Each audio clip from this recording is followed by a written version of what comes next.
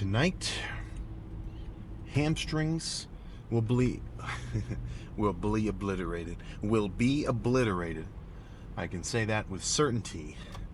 Quads, on the other hand, I think I will have to see how they feel. And the reason I say that is I kind of hit them probably a bit too hard on the last leg day with those. It was like a 10, even, I mean, just like a 10 or so plate leg press, but maybe it was the depth or something. But I could actually feel like I was on my way to pulling something. Not for real, but like, just a little bit of a tweak kind of situation. And I don't even want to say tweak, because it's not that serious. That wasn't what I was saying there. But enough where I think now, even 4 days later, or 3 days later, rather, I think it'll be a little bit of, well, we'll see. Because if my quads are extra sore, like if I'm legitimately, what would the word be, compromised quad-wise, then what am I supposed to do? Sit here and just fucking burn them out for no reason? It's, so when I'm dieting down, at least I've had a little bit better luck doing quads hard every other leg day, giving them a little bit more of a break. Partially because they're just a bigger muscle group, and when I really give them some damage, it ends up kind of accruing over time. And that's not what I'm trying to do here, because I physically don't have the means to recover from that damage in a really positive way, right? Because what am I trying to do? I'm not trying to build bigger quads. I'm trying to maintain the size that my quads have right now, but I'm not trying to build them any larger. So what that means is I want to just maintain my quad muscle and size while not hurting myself. And not doing any crazy heavy pressing. That's going to be a little bit of a part of it. And that's half the reason why I'm not doing any barbell squats right now. It's not because I think the barbell squat is a bad movement. I mean, that'd be ludicrous. But it is a very taxing movement. It's a really load up hundreds upon hundreds of pounds onto your back, through your spine, through your hips, into your legs, then into the ground. It's just a lot of, it's force exerted across, I would say, from all lifts, probably the most force evenly exerted across your entire fucking body. And that's pretty intense. So, obviously intense in a cool way, but also intense in just a fucking, damaging kind of way. And that's what all these workouts are, right? You are kind of accruing damage, but you don't want to accrue so much that you can't recover from it and be able to come back the next 2-3 days and repeat the process. So all of that is to say, this might end up being hamstrings only. Might end up being hamstrings freaking only, but we'll just have to see. Maybe once I actually get in there, get hamstrings moving, and then I do a few sets of leg extensions, quads might feel like they're on like they're on fire, in a good way. So that's where there's really just no better way to find out than simply to get in there and see for yourself. So hamstrings will be pretty typical. RDLs, laying curls, seated curls. My last leg day was very seated curl focused. It was like 3 really heavy sets of seated hamstring curls, and that pretty much set the tone for that portion of the lift for hamstrings. And then I did like a few squeezing sets after on the laying curl, but they were pretty much already cooked from those really heavy sets in the beginning. So I'll probably change it up. I don't want to do the exact same lift twice, so we'll see what I end up starting with today. But I think nothing else to discuss. Let's just go get started. There we go. So, I know. This is actually exactly how we started the last hamstring lift. Right? Heavy seated curls. I'm going to change up the style a little bit though. So it is a little different actually. So instead of a second hold at the bottom, I'll start with more of a quick fatiguing set and then go from there. So honestly, I think some RDLs is right up next on the bullpen, but really, let's just go nuts on the hamstring curl. And it really is as simple, at least I feel, for this kind of set, to say, okay, pick a weight, do reps at a reasonable speed, and just do as many as you physically can. I call that a good fucking set. Now, I don't think you should do all of them like that, but, you know, some of them, at least the heavier, kind of more brutish ones, that side of the spectrum, go nuts. And then counter it with lighter squeezing shit, a little bit more methodical contraction later. But either way, let's go crazy here.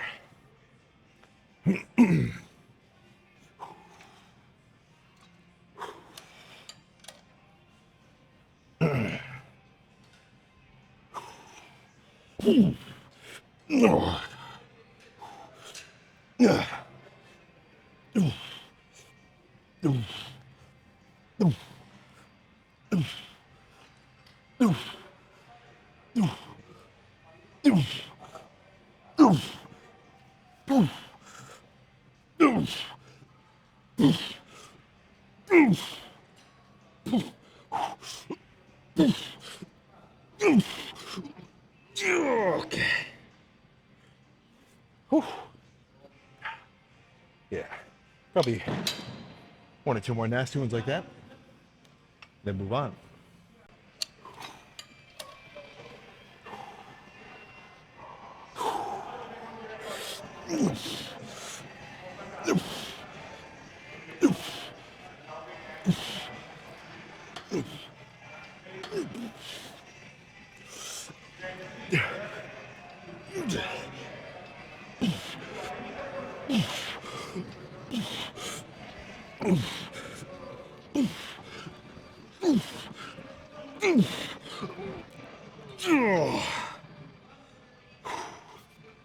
Okay.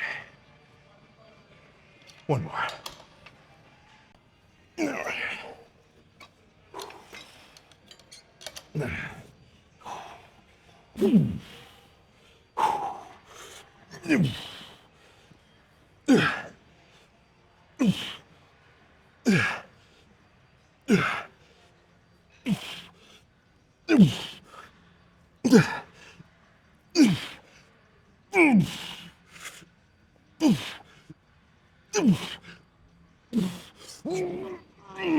Okay. Ooh. All right. Let's change it up with some RDLs. Basically the complete opposite style of set. That's what these were. But let's go over there. Okay. 2 plates and a 25 seems to be the sweet spot, I feel. Not too heavy, not too light. Goddamn Goldilocks up in this thing. But this is more of a stretch kind of focused activity. So, paired with a hype song, I know this is going to be a good set.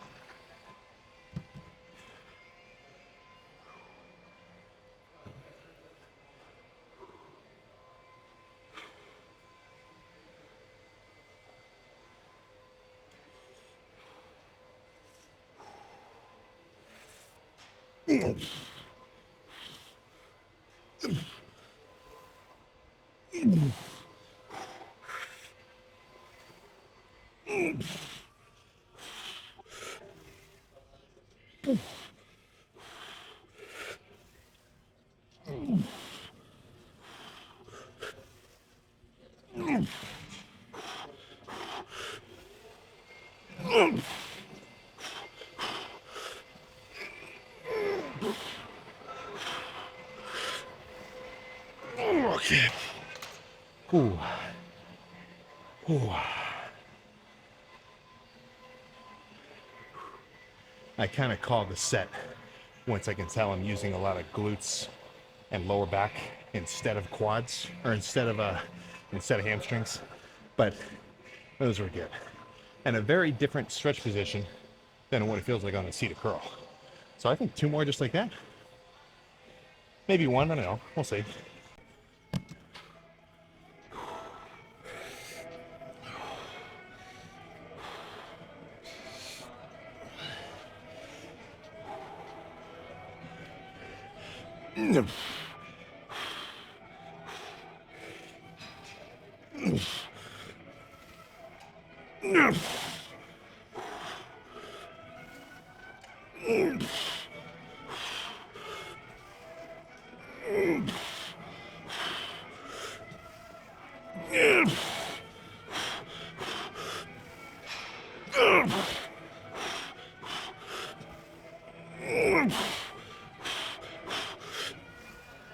Okay.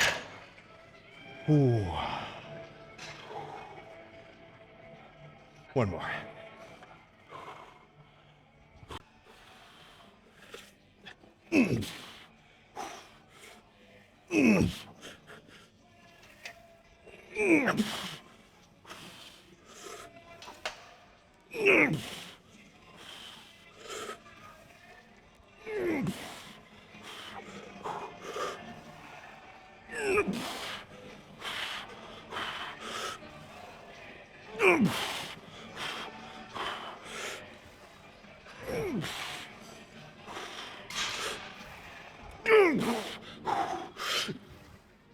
Oh man. Holy crap. Ooh. Those were good. I could feel my hamstrings a lot more than I normally do on RDLs. I feel like I kept my legs straighter and I pivoted a little more. Yeah. I mean, shit, I've been doing RDLs for freaking at least a couple of years. Always room to freaking improve. I'm going to be thinking about those mental cues next leg day too. Now, do I do a finisher set of lane curls, or do I say that's good? Give me a minute to decide while I unrack this shit. No. Now this is a set where I do not need much weight. All I really need is some fucking grit. So, half the stack, hold the squeeze for at least a full second, and go from there.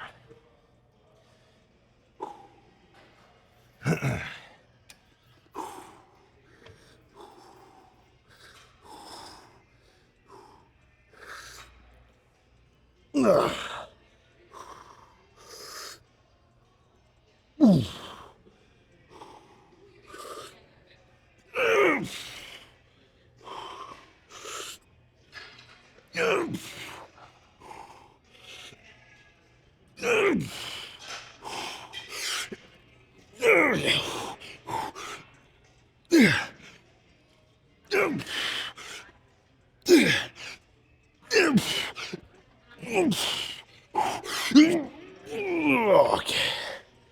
Oh. Oh my gosh. Yeah. Hamstrings are freaking done. They might have been a little overcooked. But let's do some leg extensions and decide if quads is going to be a full-on battle or just a little bit of a tussle with some leg extension pump work. Let's find out in exactly 0.01 seconds. All right. So I could feel my left kind of quad up here was feeling a little extra something or other. Even with just 50 pounds on the leg extension. So just sitting there doing some squeezing reps, I could feel a little fatigue that doesn't give me the warm and fuzzies.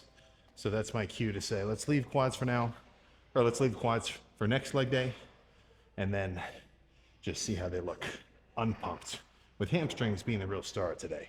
And I'm not done either. I mean, I'm gonna go do some, what's the word? Like some adductor kind of shit too in a little bit. So, legs isn't over, but quads lives to see another day. How about that? So, it kind of sucks, but the fact that I haven't been doing quads every leg day is kind of making me a little bit demotivated. I mean, maybe demotivated is a bad term because obviously I'm still, doing a hard ass hamstring lift, but quads has this fucking special, this special nature to it, which just makes it way more just fucking cool, when you're doing really heavy quads and squats and stuff.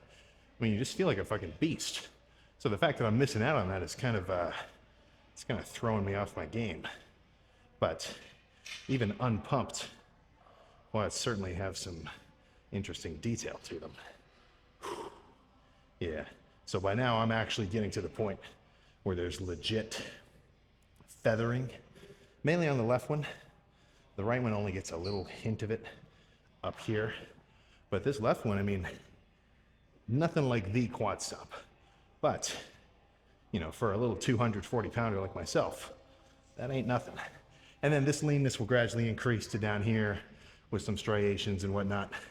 But this outer sweep is kind of probably the freakiest part of my quads, at least. No. Oh yeah. So that's what I'm aiming for hamstring wise. I really want it to like hang underneath itself. And the leaner I get, the more pronounced this like bulbousness will become.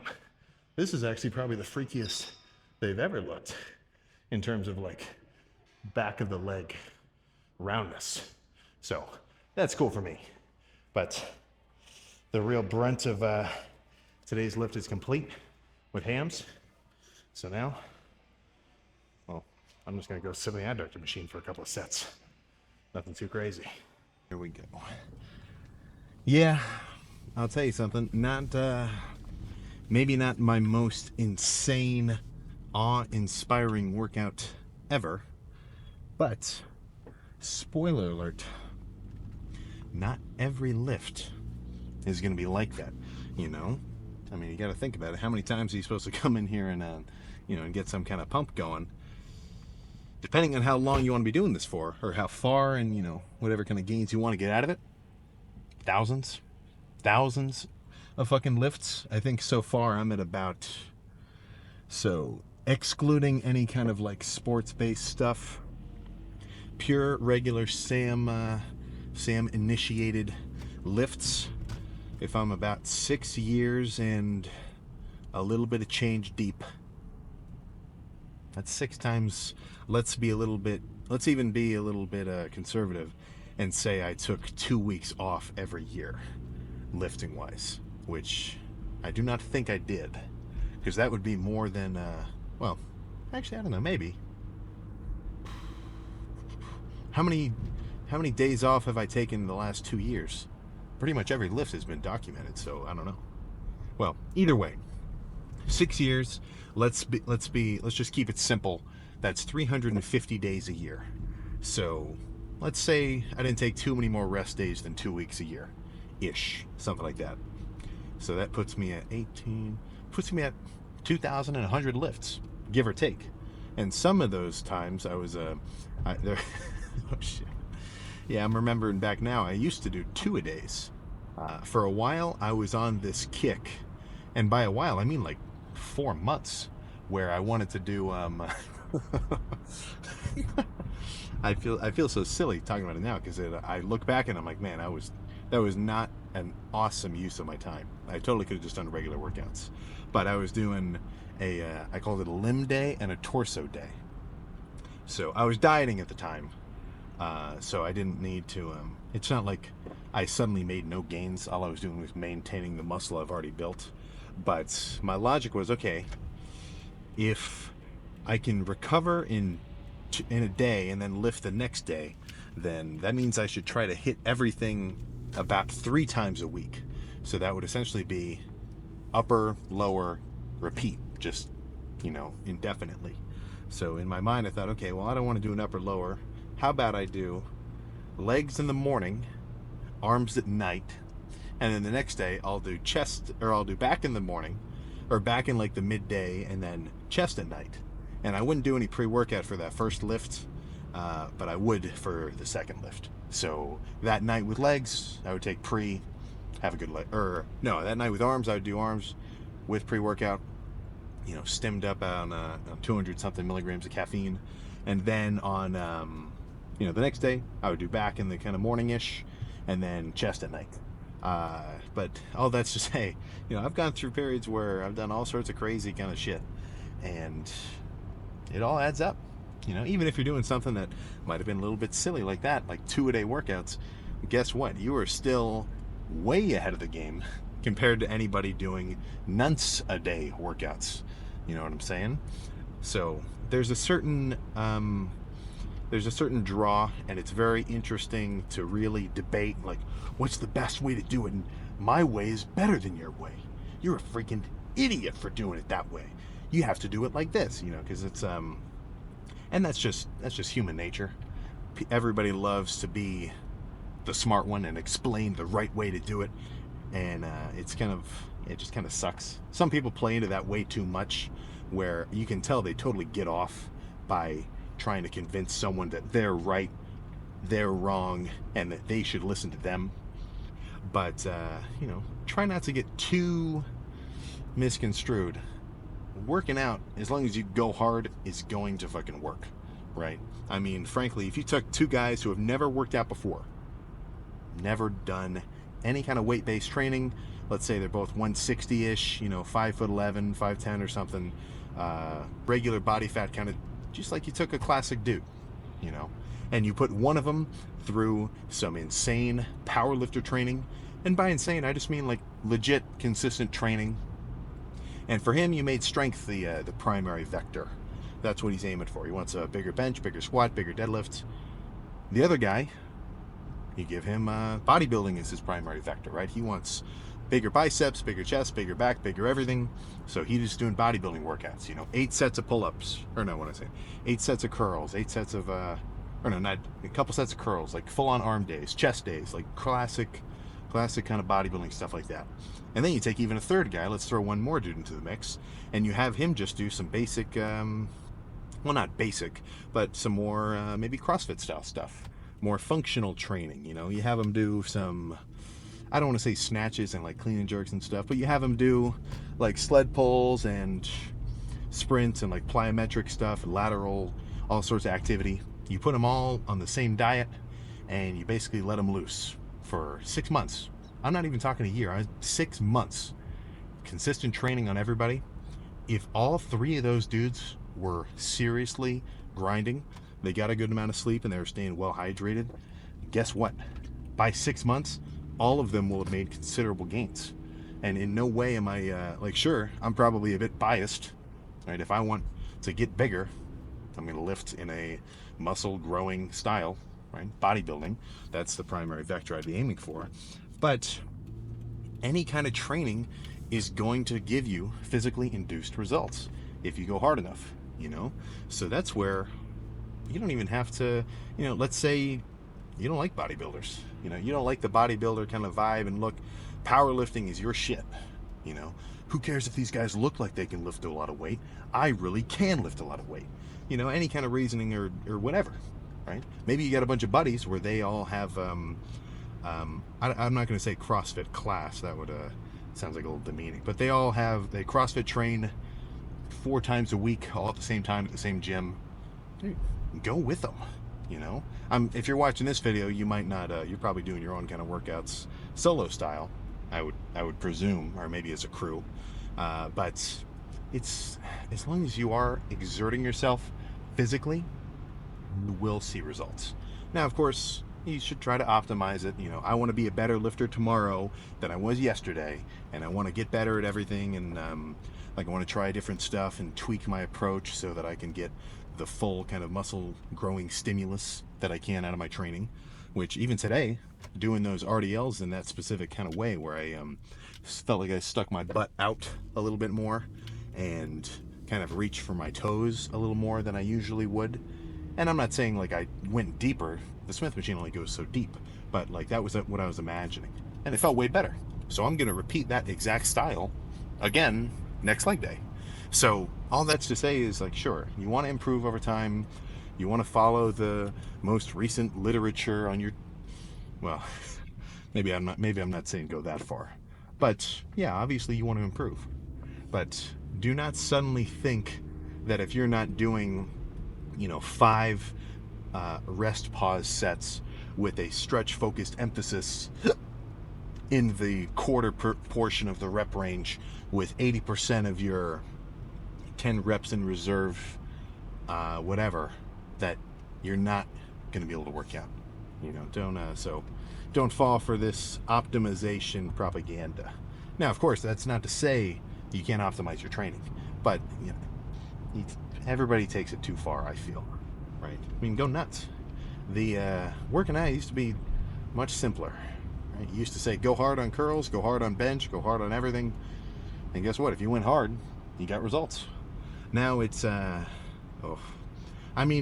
it's kind of crazy, right? It's, there's a very big difference between knowledge and wisdom, or not even wisdom, that's not the right word, between knowledge and experience. I'm repeating myself here, but it kind of comes into play pretty well. There's this one guy, legit power lifter character, like, I don't remember who, I'm just saying, like, based on how he looked on his Instagram. And I think he had a video where he was talking about, like, how, so if you watch one of the last videos where I said this, I'm just repeating myself verbatim here. But he was basically talking about how, he knows strong, I was about to say strong men, but really just, strong mofos, where they can actually squat 700, like, for reps and everything else, where they say online when they're talking about their training, like, yeah, squats, I just can't push squats that hard anymore. The stimulus to fatigue ratio, it's just too much. I mean, it's so much leverage on my lower back. I mean, hell, freaking, I'm even saying it right now that I'm dieting down, I'm taking squats out of my routine just because, it's really loading my whole lower back and stuff, and it's just not worth it. It'd be better for me to do more controlled stuff. But you have to remember that statement and that position is coming from having done, I don't think, my craziest set ever of squats was 6 plates for 8. Now, I don't necessarily have proof of that 8th rep because the video cut out right as it was coming up, but I promise it was 8. So it's a little bit different, I feel, for me to say something like, okay, I don't think squatting as heavy as I can is very beneficial for me for my training right now. I should focus on more isolated stuff. It's a little different for me to say that. And I'm not talking about the weight in general. I just mean, like, heavy weight for me. It's very different for me to say that, or for some crazy ass, OG powerlifter to say that, than it is for, like, a guy just getting into the gym 6 months deep to say, yeah, obviously, why are you squatting, bro? And he's talking to his other guy who just started working out last month. Dude, you're gonna squat? The stimulus to fatigue ratio on squats is completely nerfed, man. You got to do deep leveraged leg press with a half rep pause in the bottom, or otherwise you're not going to grow for shit. And it's just kind of crazy talk, So the guys who get it, of course. But my main, I guess you could say one of my main, what's a good, I don't want to say pillar. Well, one of the main points that I like talking about training, regardless of style, regardless of frequency, regardless of if you're, I don't want to say casual, but if you're lifting, like, you got 3 times a week, it doesn't matter what your routine could be or what your overall goals are. The harder you go and the more effort that you put into each of your sets on a set-by-set basis, the better results that I feel you're going to get. And obviously diet comes into play and sleep comes into play, but a lot of that stuff kind of gets self-regulated. If you go to the gym and really kill it, you're going to be tired and you're going to go to bed a little earlier. If you go to the gym and you really kill it, you're going to have basically given your body damage. You've taken damage. Your health bar is a little bit lower now, or I guess you could say maybe your stamina bar is lower. So, fuck, dude, you got to eat something and recover. Right? Your body is going to tell you to do that. And if you've ever actually worked out hard, I'm not saying, like, obviously you have, right? You get thirsty too, so you're going to end up drinking more water. All these things stem from giving yourself that need, right? Gains and progress is not a desire, right? It stems from a need. So in the gym, if you give yourself that need, guess what? Odds are, at least if you go hard enough, everything else will begin to fall into place, and then it's just an upward spiral. So that's my little, that's my shtick there for anybody who wanted to tune into just the hamstring lift today. But that's all I got. So tomorrow with chest, I definitely want to do some incline dumbbell. It's been a little while since I've done some incline dumbbell. And then the rest of it, we'll just have to see. All right, whatever I think is going to feel good. And I know I say, like, even yesterday during arms, I was like, yeah, I don't know what I'm going to do next. I'm not just coming in here and playing around, So when I say, I don't know exactly what movement to do next, I'm not saying I'm just flipping a coin. What I'm trying to get at is I don't know which movement is going to feel the best until I kind of get to the point where I'm about to do that next set, and I get to think to myself, okay, Should I do rope extensions or should I do dip machines? Should I do overhead dumbbell or should I do crossbody extensions? Like little things like that. And even though yesterday's arm day was not pre-planned, written out on a piece of paper, my triceps are fucking cooked. Those dips, and I think it was those dip sets were really good, and also those overhead single arm cable extensions felt really good too. They were a little bit well, actually no, not the cables. When I did the overhead double arm cable extension, a little tender on my elbows, so that's something I might watch out for in the future. But the overhead single arm, that I liked. That is going to return on the regular for sure. And for any of you guys who have been commenting, Sam, do some overhead single arm extensions. Yeah, guess what? You were right. Should have listened to you before. That's a perfect fucking variation. The only reason I haven't done them so far is because I don't love overhead dumbbell extensions. So I was a little bit kind of turned off to the idea. But no, you guys know what you're fucking talking about. So, not that I've got triceps tomorrow, but I'm, just saying. So, plan for tonight's meal. I got a bunch of fajitas, so just all sorts of steak and shrimp and chicken from leftover from last night. So that'll make up a good chunk of the protein side of things. And I kind of had to squish it all between a couple layers of folded paper towels just to suck up some of the oil. So one little cooking tip before I leave you: if you're really concerned about your fat intake, which if you're dieting down, you definitely should be. Right, here's a little tip for you in terms of your ground beef. What I end up doing, because you can strain out most of it into a bowl if you kind of get a little like a cheese grater or something by kind of flipping it over. But if I really want to get everything out, what I end up doing is in the bowl I'm going to pour the ground beef into after I've already strained out most of the fat, is I fold up probably just about 3 layers of paper towels, set that into the bowl that I'm going to put the ground beef in, pour the pound in, flip that paper towel over onto itself, and kind of give it all a squeeze. Now, of course, that does make the beef a little bit drier because I'm also squeezing out some water, but it does take a couple grams of fat out of it, which, fuck man, a couple grams of fat added up across most of your meals per day, that can be the deciding factor between putting you in a real deficit or, saying you're in a deficit and then staying the same body fat basically for longer than you would like. So that's what I'll leave you with. But I will see you tomorrow for some crazy chest.